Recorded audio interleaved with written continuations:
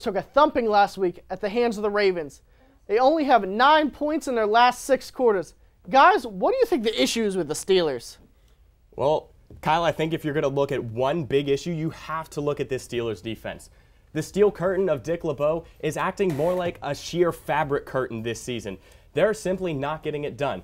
From pass coverage to pass rush to just overall defense, I think the defense is the biggest concern this year with the Steelers.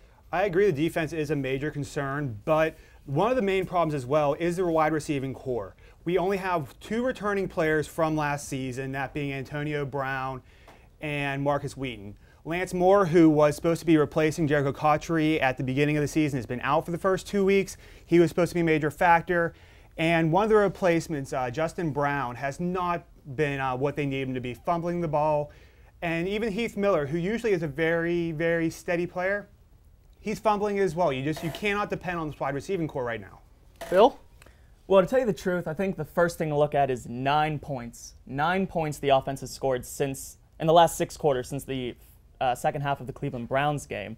I think that right there is the first problem.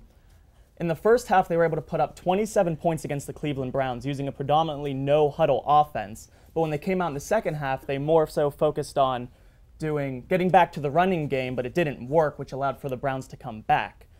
And then Big Ben, even when Big Ben does have the wide receivers open, he's missing passes, throwing interceptions. Then when they catch it, they're fumbling it. I mean, let's look at Marcus Gilbert now, who was paid a lot of money to come back, and he struggled against two pass rushers. I mean, Cleveland has 3 guys who roll in that one spot. Then you have the Ravens with Terrell Suggs. I mean, but still, this isn't the Terrell Suggs of old. In the defense, I mean, the defense has so many holes. In the wide receivers, I mean, we spend a lot of money on them. So, I mean, what's the difference? Is it the coaching that might be a factor too? I mean, I think one of the main factors is, even though I love Dick LeBeau, great defensive coordinator, everyone understands his system. Even they were talking about during the telecast last week against the Ravens. The blitzes they used to run, everyone can predict now. They're just not really impressed by what Dick LeBeau is throwing at them. And when they're not impressed, when they can gameplay for those plays, the offense can do whatever they want. Now, Phil, you mentioned the Steelers only scoring 9 points, but in those 6 quarters, they have given up 50 points. Last game against Baltimore, Ryan Shazier and Jarvis Jones, they're still finding their way. But Shazier and Timmons, they have just struggled in pass coverage. They've allowed almost every ball that's been thrown at them up the middle to be caught by a receiver. The up the middle core of linebackers just isn't getting the job done. The pass rush isn't getting the job done either. The only good sign, I think, on this Steelers team is in the secondary, and Ike Taylor still can't catch a football. I mean, what do you got to say, Phil? Well, you know what? I have to say that I'm going to focus on the offensive line, which seems to be the problem almost every single year for the Steelers, whether or not it's injuries or having new players. In the Baltimore game, Big Ben was sacked by Elvis Dumervil twice, and he had him in his face for most of the game. I think that is a huge problem for the Steelers, and even afterwards, Big Ben didn't blame the offensive line.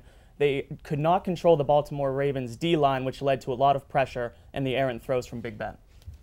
The Steelers allowed 6 scoring drives against Baltimore with 4 field goals and 2 touchdowns. I just don't think that you should allow the team to score on every single drive that they take. They had 2 drives where they scored over 80 yards. One of them, both of them took up 12 minutes of time on the clock, giving your offense just no time to work.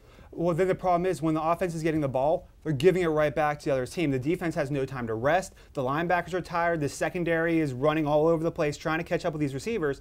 They're all tired. When your offense can't be productive, your defense isn't going to be productive either. And the defense hasn't been productive on the turnover margin either. They're -4 in the turnover margin just through 2 games, so that's a big problem. There are just so many holes. Final thoughts, Phil? I think the Steelers have a lot of work to do, especially going into Carolina this coming Sunday night. The only good thing is that they had the long week with the Thursday night game, so I think that they'll have time to recover, but they're certainly going into a Lions den down there in Carolina. All right, I think you all made valid points, but I'm going to have to go with Josh here. I mean, the defense is just giving up way too many points. When you're giving up points, you can't win. That'll do it for another week. Great week of Pioneer Sideline. Join us again next week. Same Pioneer time, same Pioneer channel, same Pioneer Sideline.